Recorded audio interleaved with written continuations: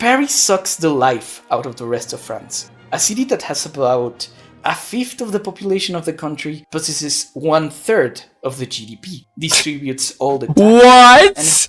Paris is 1/3 of the entire French GDP? In return, many European states consequently began to emulate and copy France. This is why French became the court language of so many European monarchies, and why so many European palaces are replicas of French Baroque and Rococo palaces. Whoa! Alright, suggestion to me, for me, by me. The origins of French centralization. Sovereign state is an institution that is all around us, and it is a very tenacious means of social organization that has persisted through centuries and prevailed against many an ideological attempt to supersede, replace, or destroy it. The familiar story that we often like to tell high school students is that Europe was once a chaotic, pluralistic heap of feudal lords and religious authorities, maintaining systems of overlapping authority and accountability, built on a complex, interconnected system of faith and liege. But ultimately, above all of them, stood the idea of Christendom as a unified political mechanism for all. Then came the Reformation, the 30 Years' War, which killed the idea of a unified Christendom, followed by the Peace of Westphalia in 1648, which established the concept of the sovereign state by which we all now live. It is untrue, though. Yes, the 30 Years' War destroyed the political concept of Christendom. You will barely ever hear modern Christians use that word, because there is no unified Christian political space anymore. But the Peace of Westphalia did not create the sovereign state. It merely enshrined it. The sovereign state in Europe is the product of a very long political process. The beginnings of the sovereign state in Europe lie in France. In coming years, what happens in countries like Poland, Lithuania, Czechia, Hungary, and especially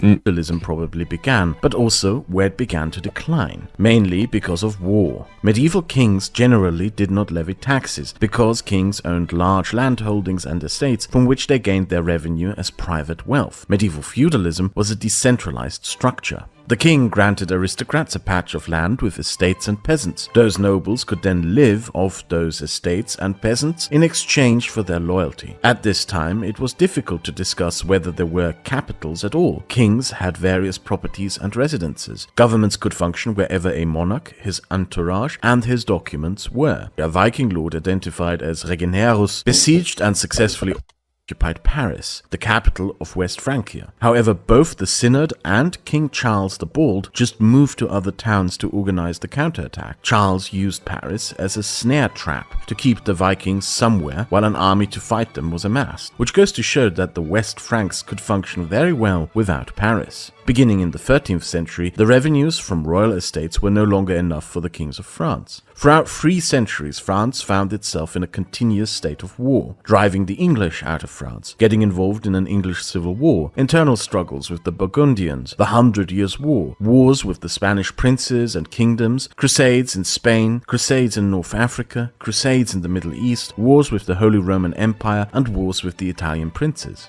Sponsoring constant war drained the coffers of the kings and forced the kings of France to seek out different means of revenue. First, they started taxing merchants. Then, they gained papal permission to tax church lands for crusades. Afterward, France borrowed money from Yeah, but how does this relate to centralization? The reason why you haven't seen me say anything yet is because I'm just processing everything. He's not really...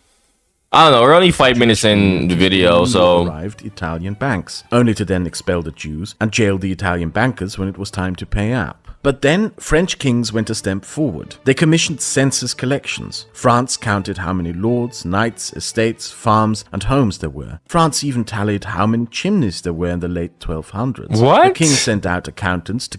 Why chimneys?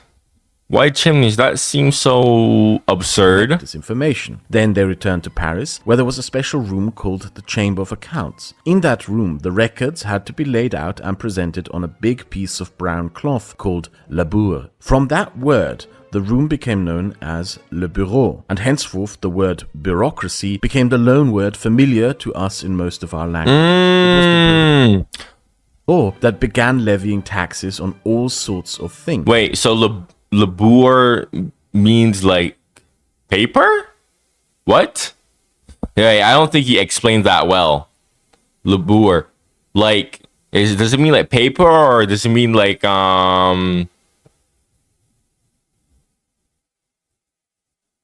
paper where stuff is like collected? Like what? I need a better breakdown of that. I feel like I misinterpreted that. Like the chimney tax that had to be paid for each of those listed chimneys. Through this institution, French kings began bypassing the feudal hierarchy of liege. The monarchy began to gradually destroy feudalism to displace aristocrats as tax collectors. Now, the king took money from the peasants directly. Accountants, offices, paper trails, and archives to facilitate all these structures were built. These organizations increasingly resemble what we would call a central government. The new bureaucracy was very successful. The monarchy could field ever better armies while expanding its estates, which became the center of administration for the entire realm. The feudal chain of authority declined, and the powerful king with enormous administrative powers slowly replaced it. This built up the region of Île-de-France, the lands under direct rule of the ruling dynasty, and where a smaller Paris once was. The French This I actually knew about. Process of centralization. Much like Germany, France used to have a culture of city feuds and merchant towns closely identified with their local government. But then, war again helped the political development into creating the state. What helped facilitate the creation of a centralized French state in this time were the English, or to be more precise, the Battle of Agincourt. You probably know of this battle when the English completely shattered the armies of France in the Middle Ages. You may have once even heard the famous phrase, Flower of France. Here's the thing about this battle, right? I said this before, I'm gonna say it. I will always say it, okay? Everyone knows the Battle of Agincourt as the battle where France was completely curb stomped by the English, because the English longbowmen, to be honest, the Battle of Agincourt was one of those battles where the English won, but it's more accurate to say the French lost themselves this battle. Okay? They lost themselves this battle. They did. Like 100%. I would say, because don't get me wrong, I'm not downplaying the English longbows. I'm not. But the way how the French fought in that battle, they lost themselves that battle. It's more due to their pride and honor code and chivalrous snobby nature that they lost themselves at Agincourt. Again, I'm not downplaying the English longbowmen, but many times where the French could have won something and they lost because of that. That's objectively true. And Agincourt is one of those examples of that. Like, I feel like people need to point that out more in the relation to this battle. This is because at Agincourt, the English killed almost all of the most powerful aristocrats of France, who famously rode into the English arrows on horseback, and this French defeat helped create the modern French state. Throughout Europe, political development at the time was dominated by power struggles between aristocrats and monarchs with varying outcomes. And what happened in France was Agincourt. It destroyed the leading aristocrats of France, and thereby, in a dramatic way, centralized an enormous amount of power in the French crown. This is when the development of a highly centralized and powerful French state really began to kick off. Short term, Agincourt may have been an English victory, but long term, it was a victory for the French king. The French monarchs came up with the most successful subversion of aristocracy in Europe, the court. The court of... Wait. So the English... That's insane. Bro, the 100 Years' War was such a defining moment for both French and English. Both countries, like both France and England, because before the 100 Years' War, there wasn't really like any English identity or, the England that we know and possibly love. I say possibly love because not everyone likes England today. But it was really the 100 Years' War that really brought and solidified that identity of we are English. Because without the 100 Years' War, we would be speaking French. Like, because everyone knows before, the English kings were all just basically speaking French. But the 100 Years' War was that defining moment where they were like, yeah, let's kind of do away with this Frenchness and actually like embrace. And even then, it's funny because even then, they didn't even like fully embrace the true Englishness that they should have, because like half of the words that are spoken today are French words. Don't get me wrong. Vast majority of words overall in the English language, they're not French words. But hilariously enough, most of English's words are considered obsolete, meaning that they're not even spoken anymore. But the French words are not obsolete. They're still being used. So even then, when the English decided to embrace being more English and do away with the whole Frenchness, they didn't even properly do that. They... Oh my goodness, man. They were basically still just speaking a bits of French, really and truly, when you think about it. That's mad. But still, though, both of these countries, like the 100 Years' War, like really did solidify both of these countries. Because France wouldn't have been a juggernaut of Europe without the 100 Years' War. And Britain, I don't know. Would there even be a British Empire if the 100 Years' War hadn't happened?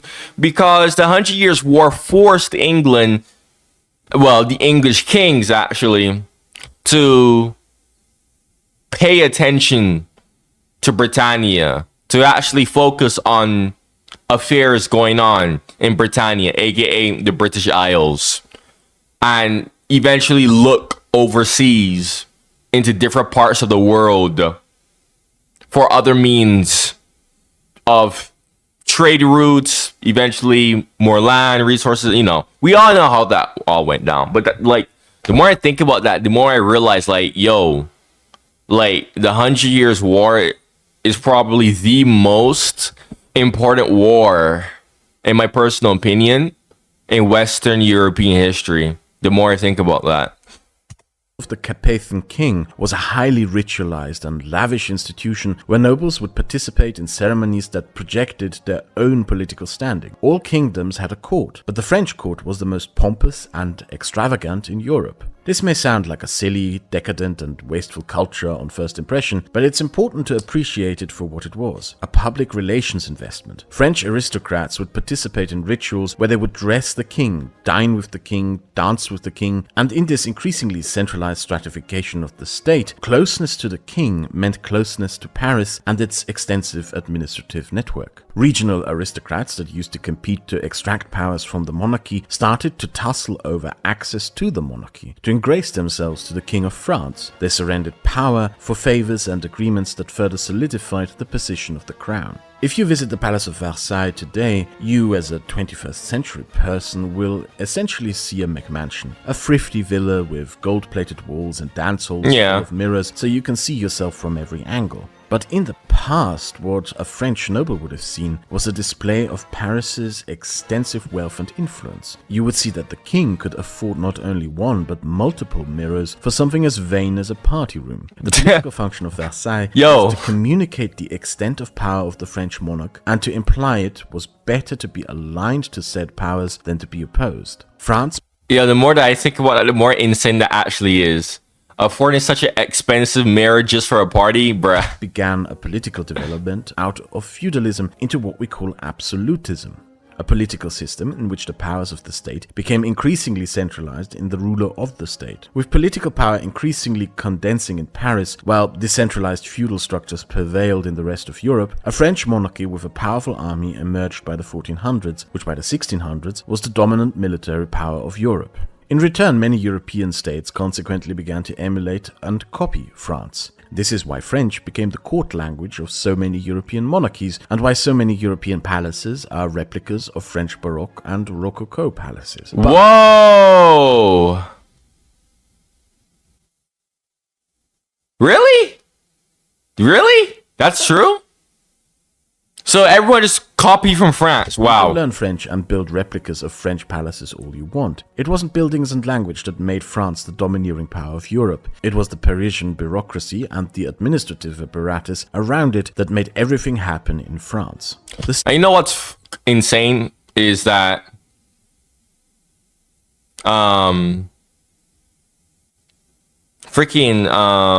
bro, the amount of French words that are in Russian, bro, it's insane. Like,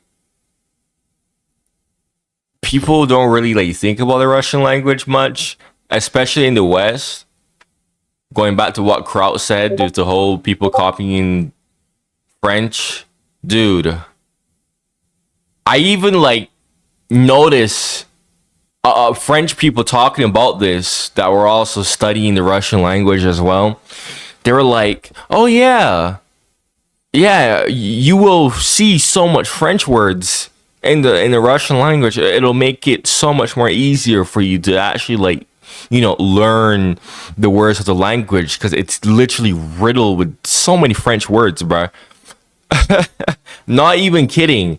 Like, low key, if you are a French person, low key, that is like the best spawn point.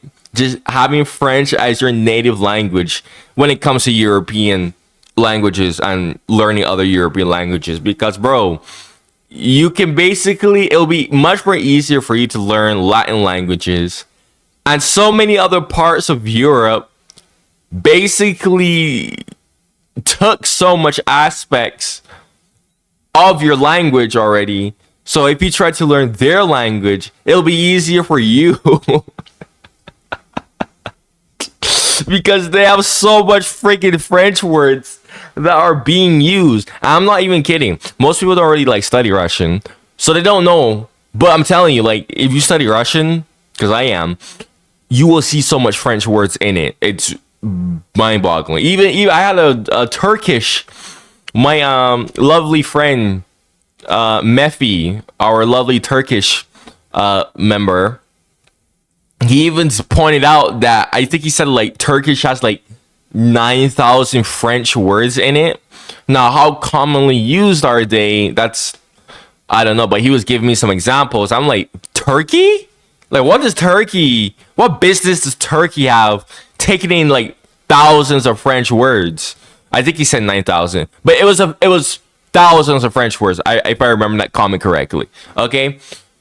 Now, how commonly they're used, I don't know. You didn't really tell me, but for me, like, seeing all these commonly used French words in the language like Russian is just, it's still crazy to me. Stuart dynasty failed at creating British absolutism due to the opposition of a more empowered British aristocracy. The even more powerful aristocracy of Poland took almost all powers from its king. The empowered peasantry of Scandinavia doomed the absolutism of its monarchs. The Holy Roman Empire was so culturally contingent and legally amorphous that establishing absolutism was impossible. The Habsburgs may have successfully established absolutism in their homeland in Austria and in Czechia, but they chewed their teeth out in the Hungarian aristocracy. The only places where absolutist copies were somewhat successful were Spain and Prussia, and the only place that managed not only to copy but even outdo France in creating absolutism was the Russian Empire. So far, we've discussed the consolidation of the bureaucratic state, but we've not yet described the sovereign state. Just because a state has managerial capabilities, it does not mean that those capabilities serve the people. European monarchies had a sovereign, but that sovereign was not any one person or institution in the country. It was God. A Christian king was the landlord of a landlord, in a way. They ruled God's kingdom in his name as foreman. The divine authority of a king was borrowed and oftentimes subject to the criticism and feedback of the papacy in Rome, which was indirectly responsible for healthcare, education, welfare, and academia. You might imagine how the absolutist French state also had incentives to struggle against the church. Louis XIV attempted to consolidate a national church, a French Catholicism that was bureaucratically separate from Rome. In 1682, Louis XIV attempted to consolidate a national church, a French Catholicism that was bureaucratically separate from Rome. In 1682, Louis XIV made the proclamation that the French clergy should operate under Gallicanism, the idea that the king is as much an authority over the clergy as the Pope is. Before him, many French kings had attempted to influence popes, name alternative popes, and participate in papal wars. It was, however, not any one king, nor pope, nor conflict that solidified the French state as a sovereign institution separate from divine justification. It was the French Revolution. When the revolutionaries got into power, they encountered that the obstacles to statecraft were the same as Louis XIV's. As such, the French Revolution intensified the struggle of the centralized state against both the clergy and the nobility. The Royalists and the Jacobins in the National Assembly debated how to code rights to freedom of religion in the new France. Oddly enough, the Jacobins had what we would consider today the more moderate position, a general statement of non-discrimination on the basis of creed. However, the Royalist faction of the Assembly did not agree. They, and especially the clerical faction within it, wanted to exclude Jews and Calvinists from positions of power. They saw a post-revolutionary France that was still a largely Catholic society, structured around churches, parishes, and congregations. The Jacobin proposal, though simple, dissolved religion as a relevant category for an individual to navigate society. That was unacceptable for the Royalists because, in their view, freedom of religion, if it should be a thing at all, should not threaten France's fundamental alignments with Roman Christianity. The National Assembly's debate over religious freedom was one of the messiest and worst documented ones we have, in part because everyone was screaming and the scribe could not make sense of big segments of it. What we ended up having out of it was a messy amalgamation of the far left and far right positions that tried to appeal to both the supremacy of the moral order and protections for all religions. Article 10 of the Universal Declaration of the Rights of Man and the Citizen reads, "No one may be disquieted for his opinions, even religious ones, provided that their manifestation does not trouble the public order established by the law." But sit down with this statement for a minute and consider its implications. What this article and the wider philosophy around it is saying is that the extent to which you can act on your religion is subordinate to governmental policy doctrines. I can't stress how groundbreaking this is from a medieval perspective. This right is basically establishing the supremacy of French law over God's law. The article also ended up being the... You know what's funny, actually? Just pointing this out. The Bible, this should be a very common, like, everyone should know this. If you're a Christian, you should know this, but the Bible does say that follow the laws of man.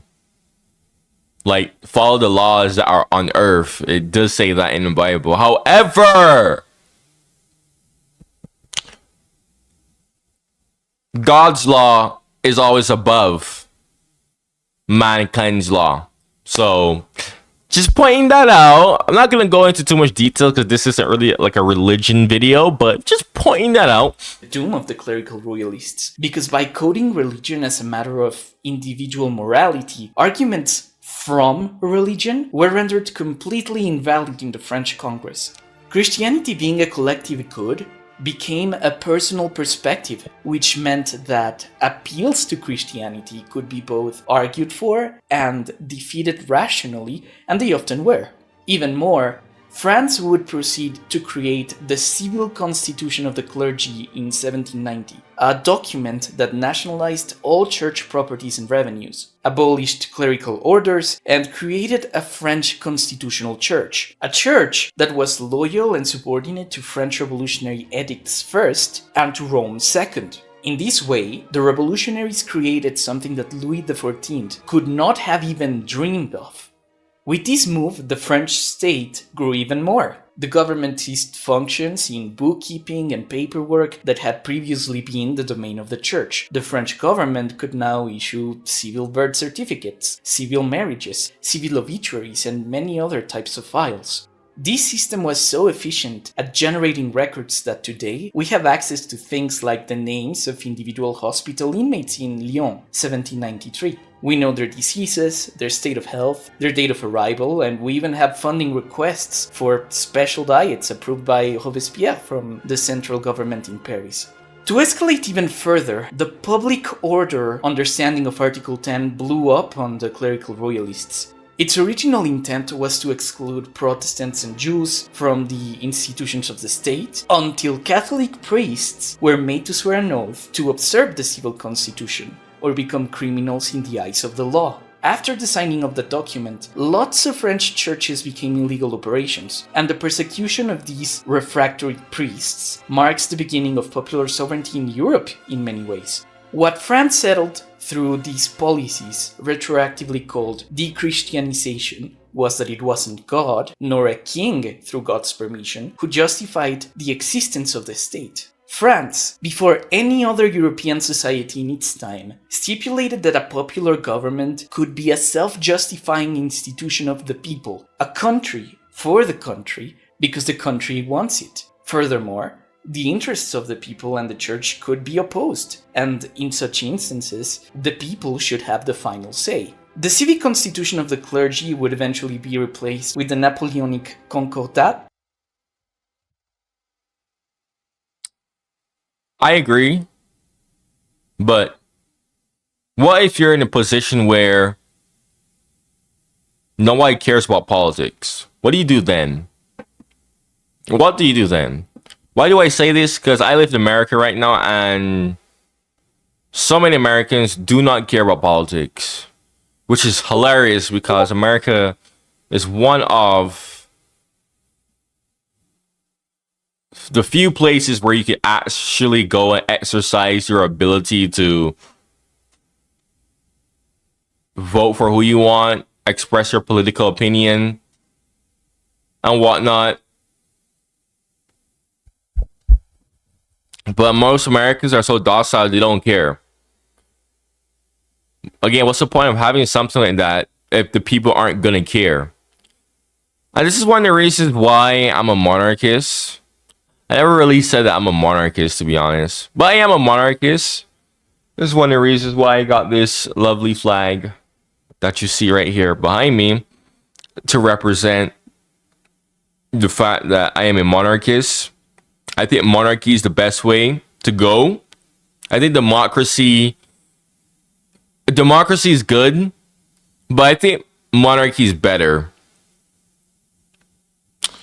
Because if you have a bunch of people like in America that don't want to focus on politics, don't care about politics, don't want to study politics, and they're so proud too. That's the thing about Americans. Americans are so proud about not caring on politics. Like, oh, I don't care. Like every time you try to talk to them about politics, oh, I don't care. Until something gets really bad, then you're like, oh, why is everything so bad? Why are the prices so high? Blah, blah, blah, blah, blah. Why do we keep getting bad leaders? Blah, blah, blah, blah, blah. Okay? If you don't care, this is why having a monarchy would be great. Let one person deal with all that then. If you don't care. Now, granted, I know there's other places across the world, like France. I know France, they really care about their politics. When something that they don't like happens, they get up, they go and protest. That's a part of French culture. I'm aware of that.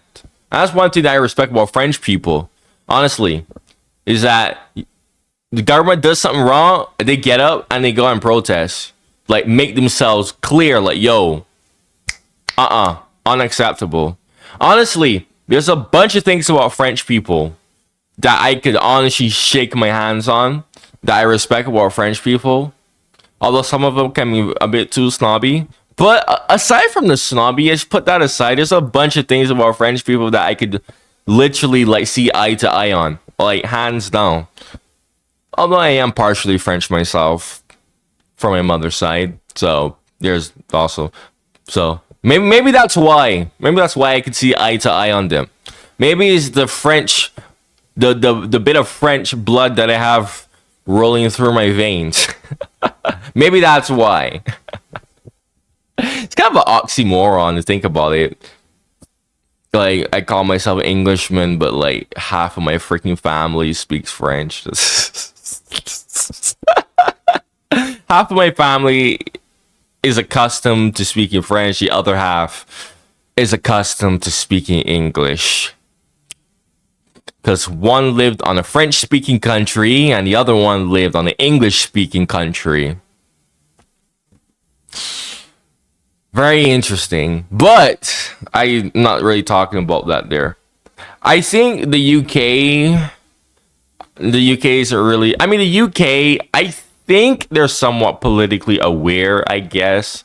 I don't really hear anything about British people getting up and caring about politics. Maybe I'll see a protest here and there, I think. Yeah, I'll see some protests, yeah. But overall, nah. I'm trying to think of like other places where people are actually like, you know, like care about politics. Like Germany?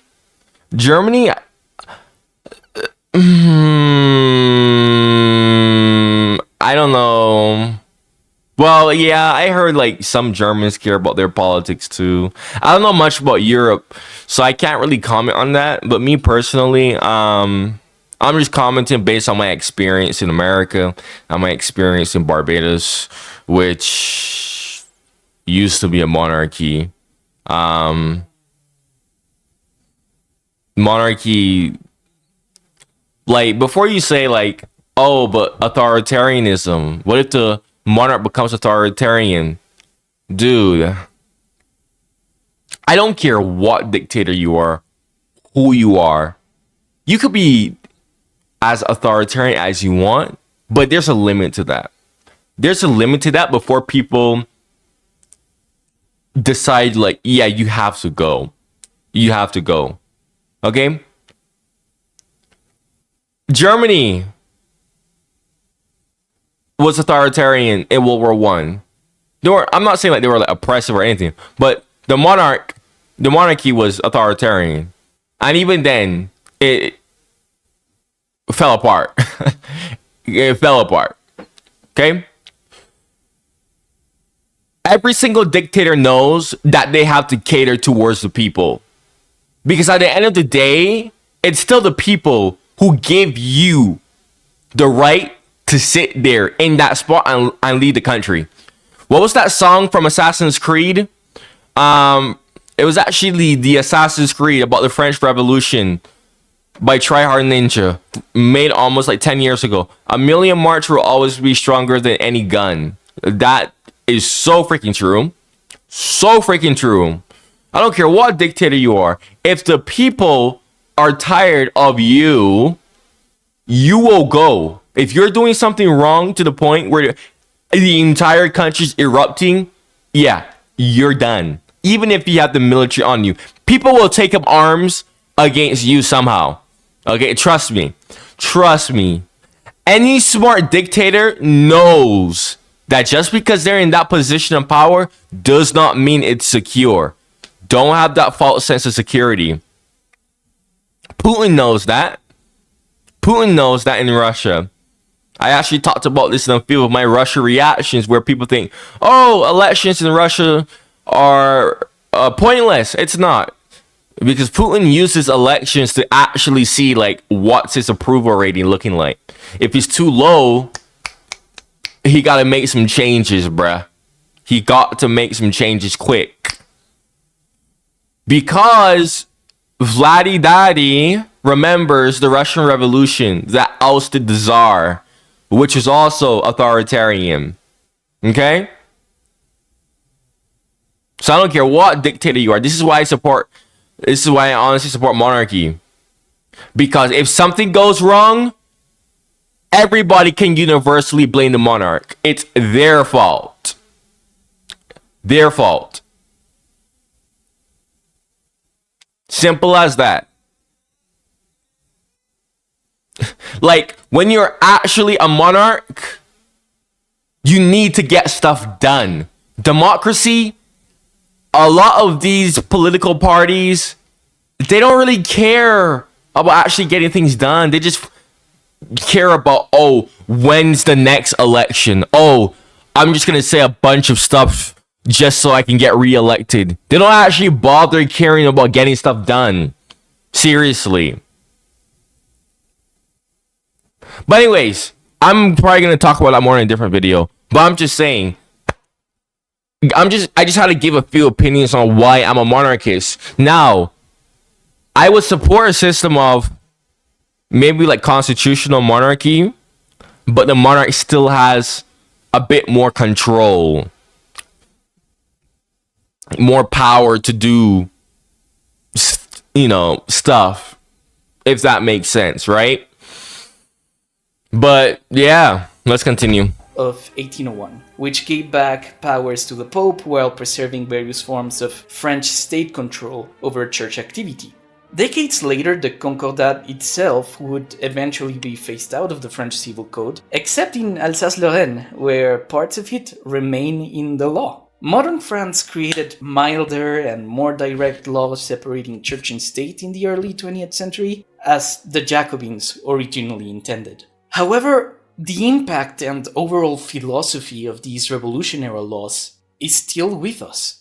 France's strong secularism can be traced back to the legacy of Article 10. When Muslims, and Muslim dress for example, are hounded and harassed in France over ideas of religion and the public order, that is no coincidence. The fact that it's even possible for France to discuss whether Muslim dress is something it should control, and not whether or not it can control it, is because the French government does have the reach to enter the lives of citizens. In other areas of life, the French government regulates that your pets must have tracking microchips inserted, the names you can give your children, that cafeterias and restaurants can't sell you unlimited ketchup, that the radio must have a minimum percentage of French language songs, that you can't be naked in your own home if you have a street. Wait, what?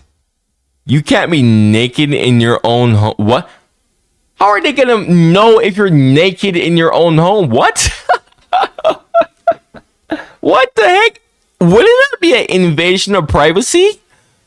That is literally invasion of privacy. Because how are they supposed to find out if you're... Okay. And increasingly, that there are types of swimsuit that you can and cannot wear at the beach. This That's is the less flattering part. That's fair. A state that's honestly fair. France. The bureaucracy cannot... Bikinis, like... Bikinis and all that. They was literally just made to over-sexualize women. Like, bro. This is kind of like off track. But seriously, if you look at the swimsuits that women used to wear in the past, way different. And me personally, I always wondered, like, why did women stop wearing their old type of swimsuits? Like, there was nothing wrong with it. No, bikinis got introduced to freaking over-sexualized women. Like, over the years, there's been this, like, hyper-sexualization with women. And I honestly despised it. It's so freaking annoying. Like, more and more people really need to point that out more. And... freaking yeah, and a lot of women are just so docile to it. They're okay with it actually, and they even encourage the hypersexualization of themselves. I'm like, no, I don't really need to care because I'm a guy, but still, treat others the way you want to be treated. And I believe that everyone should at least look out for other people. And seeing this going on, you know, the whole like hypersexualization of women going on more, I believe personally speaking, and more people need to like really like speak out on it. Unfortunately, most men don't really care, really and truly. They, frankly speaking, enjoy it. There's a lot of problems that go into this. I actually did a project on this. I'm not gonna delve into this a lot, but I did a project back in high school where I basically talked about the self-esteem issues that is happening and the amount of mental health issues that is going on with young teenage and young women that are having problems like body dysmorphia and etc because, you know, this hypersexualization and all this like beauty standards that's not doesn't even make any sense, right? Most men don't really know what the hell I'm talking about, but and probably most of them probably skip this part that I'm talking about. But yeah, I'm not really gonna talk much about this here, but yeah, that is something that I actually agree with France. So like I said, there's a lot of things about France that I could genuinely respect. Honestly, like I genuinely think that women should go back wearing like their normal swimsuits that they used to wear. Go and Google after this video the normal swimsuits that women used to wear before the whole like bikini shit, and they come back here. They're bruh. And a lot of freaking girls would be like, oh, but the bikini is better because no, you're just rationalizing. There is literally no freaking difference between the two, except that the bikini was literally purposely made to sexualize you, literally objectify you. Okay, like there's no other way to put it. Like women have been more objectified throughout the years, and it really needs to stop. It really needs to stop. Not only get incredibly difficult to navigate and negotiate with, it can also be used as a tool of political repression. The state itself is just a machine, but the people in charge of the state are political agents by descent. What they do and what they don't is subject to political interests. Napoleon III, for example, weaponized the centralized state to weaken his internal opposition. The long, wide boulevards you will see around the Arc de Triomphe were not built to better accommodate the car and the carriage, but to make crowd control an easier task for the police. That was an action of soft power of the French state against the French people, who wanted to get rid of the narrow streets people used to put up barricades. In other areas of public life, Napoleon III weakened the power of local bureaucrats and countables. By rendering them ineffective, he could position the Parisian central organs, and therefore his throne, as the only institution capable of solving problems. France has a network of high-speed rail called the TGV, and looking at the map of rail, you can observe how Paris is almost like a heart. Every road and every line connects to Paris. Paris is the reference point for travel, for work, for administrative services, and for urban life. And that concentration of resources can only manifest from their not being elsewhere in the country. There are universities in France without a college life because both professors and students prefer to live in Paris or commute. There are villages in the country where affordable travel by rail necessarily means taking a detour through Paris. Crédit Lyonnais, a now defunct bank founded in Lyon that was at some point larger than Deutsche Bank and Lloyds Bank, was not even based in Lyon. The directors moved the headquarters to Paris after just 19 years of activity in 1882. In a lot of real ways, Paris sucks the life out of the rest of France. A city that has about a fifth of the population of the country, possesses 1/3 of the GDP, distributes all the tax. What? Paris is 1/3 of the entire French GDP?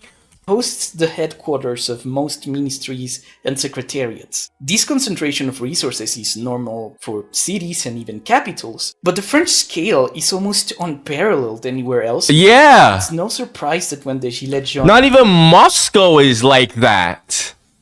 Not even Moscow is like that. Protests happened. People across the country traveled away from the localities and onwards to Paris to have their voices heard. The Palace of Versailles is an old heirloom France shows to tourists for fun these days. The museum shows people around the rooms and fanfare to display the excesses of an era of squander.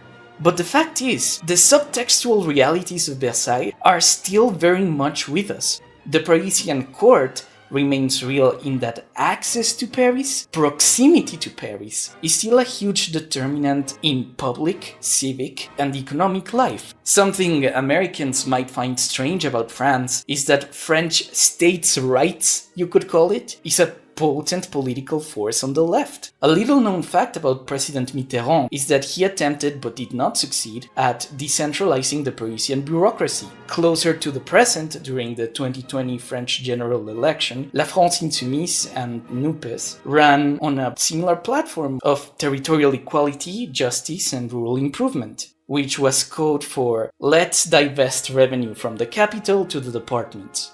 The French generally like the services provided by the state, but that does not mean that the structure is without its criticisms or calls to reform. Emmanuel Macron and his party Renaissance have tried to make welfare more cost-effective through spending cuts, reductions, and restructuring, whereas Rassemblement National and Marine Le Pen want to minimize spending by making universal coverage more exclusive.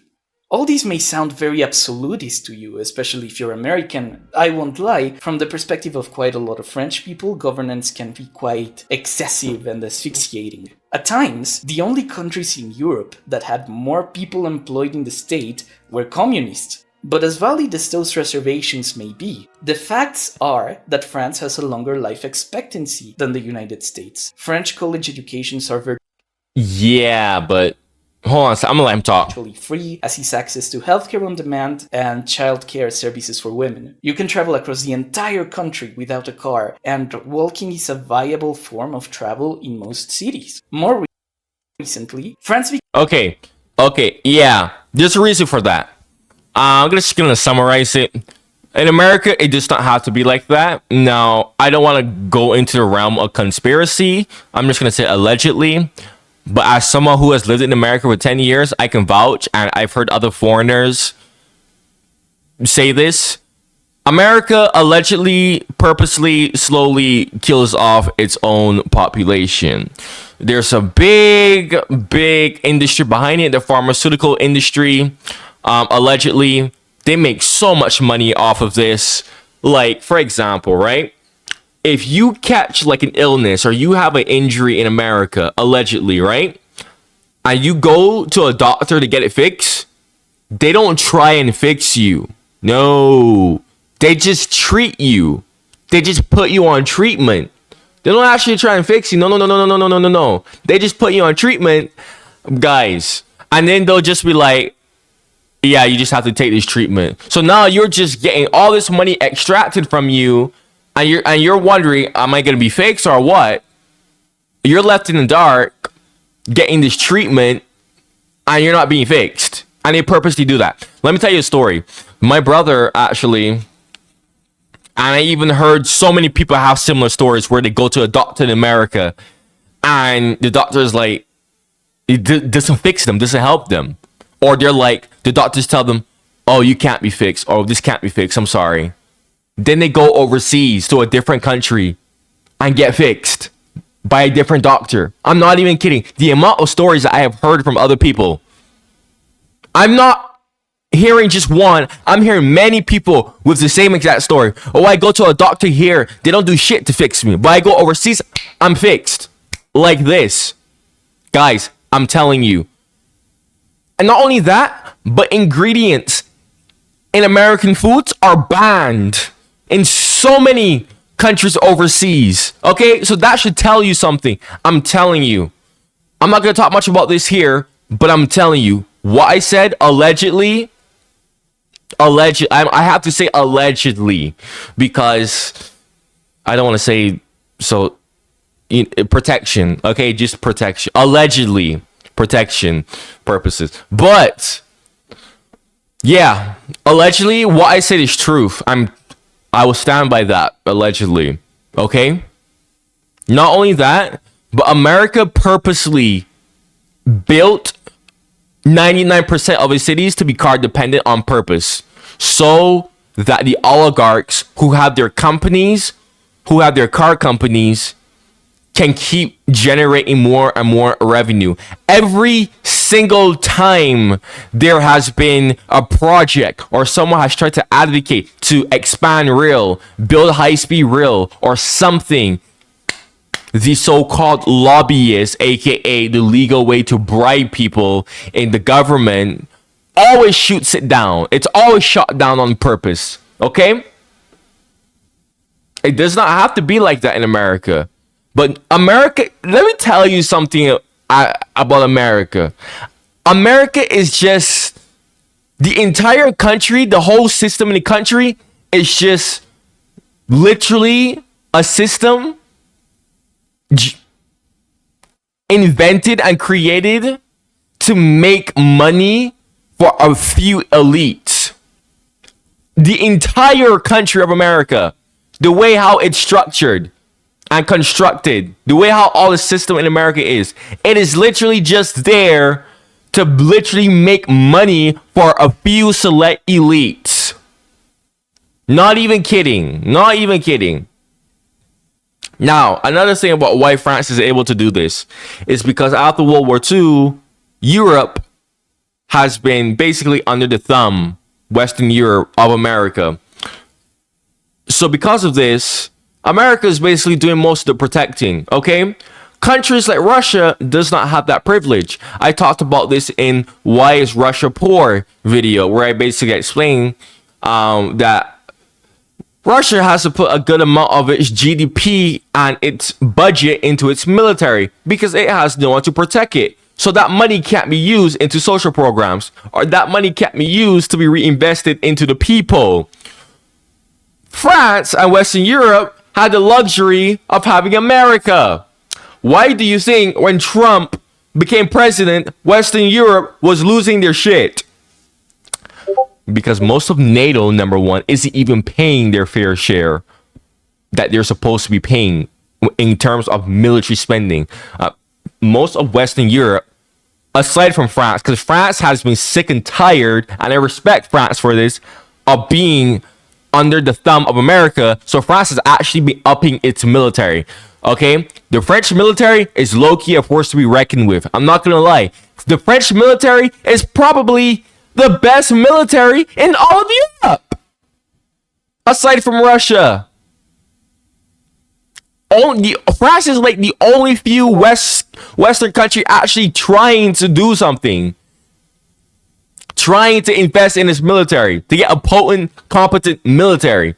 Most Western countries are not doing that. But anyways, so due to the fact that America has been protecting all of Western Europe since World War II, yeah, they had the luxury of being able to invest in social programs and investing shit. My throat is itchy because I'm talking a lot. But investing into the people, into building education, trains, free healthcare, which is funny because free healthcare, that's a whole different topic, to be honest. You don't have free healthcare. You pay for healthcare via taxes, but that's, a valid reason to have taxes, okay? There's absolutely nothing wrong with that, really and truly. So I'm just pointing this out that, yeah, this here, what he said just now, it might seem like, oh, yeah, so, and so, but there's more to that. It's much more deeper than what he just said, okay? Like I said, France has been, trying to up itself in terms of its military, and I love you, France, for that. I love you, because low-key, I am kind of sick and tired of all these Western European countries who are basically leeching off of America, and then these Europeans want to act like, oh, my country is so much better than yours. No, it's not. No, it's not. The reason why, bro, if America was not there to protect Europe after World War II, they would be on the same level as Russia in terms of wealth and quality of life for the people, because those countries will be forced to distribute more of their GDP into the military and not those fancy social programs that Europeans love to brag that they enjoy today. Okay? So keep that in mind. Let's continue. Became the first country in the world to legislate the right to abortion into the Constitution less than 2 years after the repeal of Roe v. Wade. Wait, what did you say? Walking is a viable form of travel in most cities. More recently, France became the first country in the world to legislate the right to abortion into the Constitution less than 2 years after the repeal of Roe v. Wade. The French state can do all of this? You should not have said this. He should not have said that. You should not have said that. This is a bad point to make. This is a bad point to make. Very bad point. I'm not saying this because my opinion on the whole abortion matter or whatever. No, I'm saying this is a bad point to make because there are a lot of people who are pro-life, including French people. This is a bad point to make. Objectively speaking, you can't, because you're trying to appeal to everyone. You saying, oh, France basically allowed abortion. You're only appealing to like a certain amount of people. You're supposed to be trying to appeal to everybody. And again, I'm not saying that because of my opinion on abortion. No, don't get me wrong. In a nutshell, I believe extreme reasons, abortion should be necessary in extreme reasons, okay? Which is, grape, extreme reasons like that. But being irresponsible, and we're all adults here, so I'm just going to say being irresponsible and spreading your legs left, right, and center, yeah, absolutely not. That's absolutely not. Absolutely not. Like, have some responsibility, okay? Like, seriously, be responsible with yourself. I can't support that in terms of that, which is what a lot of people want. No, have some accountability. And this is coming from someone who doesn't even have trouble with attracting women. I'm not even saying that to brag. I'm in a position where I don't need to give a shit about abortion. I could go be a man whore. Plenty of times I could have been a man whore, and I willfully chose not to. Plenty of times. So I'm in a unique position where I willfully choose to be pro-life. But theoretically speaking, it will be better for me to be the opposite, because I could just go be irresponsible and, avoid the consequences of it. But no, like I said in my videos before, I have a strict moral code that I put on myself. And that applies to this situation too, okay? Like I said before, I'm 6'3", mixed race. Now my hair does look messy today, but you've seen my hair. If you've been watching me for a while, you've seen me when I'm actually well prepped, okay? I am by no means ugly, okay? Combine that with my accent, which loads of women look at me and be like, oh my gosh, your accent is so weird. Oh, I love it. Yeah, I'm just saying. Again, I'm not saying that to brag. I'm just being objective right now. I don't need to support being pro-life. I don't. But I choose that because I think it's the right thing to do, morally speaking. Most people just want to be irresponsible. Absolutely not. Like, bro, have some standards on yourself. Have some standards. So I'm saying, as someone who can be in a position to be irresponsible, is willfully choosing not to be irresponsible. In a nutshell, I'm just setting an example for other people to hear. Because most people, they don't really have a unique perspective like that to actually make them sit down and think, wait a minute. They don't really have that. It's kind of rare for someone like me to, be in a position like that. I have a statement like that. Like I said, but if it's for an extreme reason, like grape, or it's the mother's life is in danger, then yeah, absolutely necessary. But unfortunately, that's only 1%. But That's literally only 1% of why people go and do that, you know. So that's unfortunate. The other 99 is that people are just being irresponsible, and yeah, that's appalling. That's so appalling. Because it has a bureaucracy that is both willing and able to orient civic life, and a population that actively directs and monitors those bureaucrats. French society has always made its demands heard and its priorities known, both inside and outside the ballot box. An apathetic society with such an enormous state could look very differently, and not in good ways. In any case, France is very likely to continue being an activist society with an activist state. Future conversations about the bureaucracy will be about how to continue improving it. After all, effective welfare states don't only have to exist, but find ways to optimize. The bureaucracy must continue apportioning resources and facilitating coverage. In any case, France's 21st century challenges remain. Whether the centralized state can find a place in an increasingly globalized world, whether power and resources will ever be devolved from Paris to the rest of the country, whether it's possible for France to resolve key challenges with Ukraine, immigration, and polarization in its politics. What does Ukraine have to do with anything? What does Ukraine have to do with France? What? A guy, I'm not gonna lie, bro. Like, the start of the video was strong, but towards the end, he's really bringing up some faulty stuff here. Be so for real. I heard on the news that France wanted to send troops into Ukraine. You as a French citizen, do you want to be sent into Ukraine? You want to be sent into a country that has absolutely nothing to do with you? What does Ukraine have to do with France? Genuine question. What benefit does France get from Ukraine? Oh, but Russia wants to expand deeper into Europe. No, it does not. No, it does not.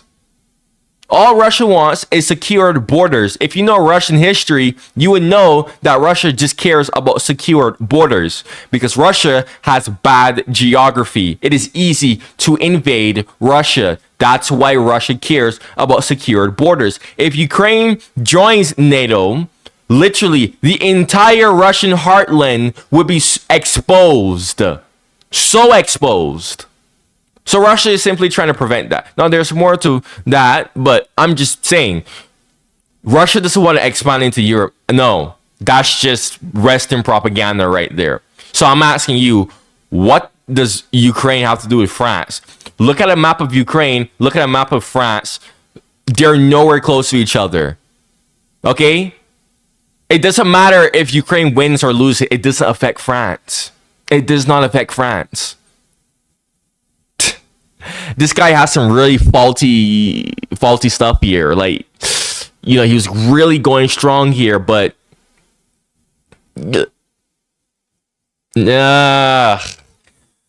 first it was the I talked about why America could be better. Then the whole him pointing out, oh, France allowed abortion in its constitution.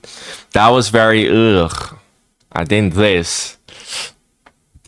Are all questions that remain to be answered. French political discourse has been getting more divisive and intense, and most of these challenges are at the center of that. With European elections in 2024 and parliamentary elections in 2027, key decisions that will determine the future direction of the country will be settled this very decade. Hello, everyone. Are you done? Yeah, we're done. Honestly, the video was excellent, but towards the end, it kind of started cracking there. I don't know. I think he placed some biases in there. And one more thing before I end this video off, to really give you a much better perspective, is I am 20 years old too, by the way. I'm 20 years old and I still haven't even bothered to go and kiss a girl. And I willfully choose that lifestyle, okay? I find it insane how people just feel like they have to get up and go and basically put themselves out there. Like, no, you don't. No, you don't. Okay, no, you don't. I'm in a position where I don't have trouble for attracting women, and I willfully keep myself celibate. I don't put myself out there. No, not yet. Anyways, well, oh well. If the time comes, the time comes. But not anytime soon. Not anytime soon. Not anytime soon. So much so that I remember even my mom looked at me. I was like, "Oh, I don't gotta worry about you and getting tested for anything. I already know that you're clean."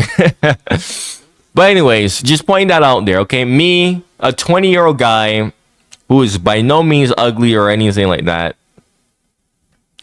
willfully celibate, never even bothered kissing a girl before, even though I've been in a position where that could easily have not been the case.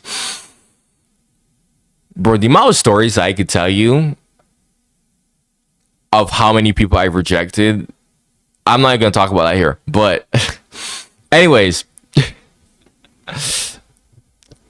if you like my reactions on what I have to say in my videos, make sure you like and subscribe. If you are new to my channel, make sure you turn the bell notifications on. Check out my other France reactions.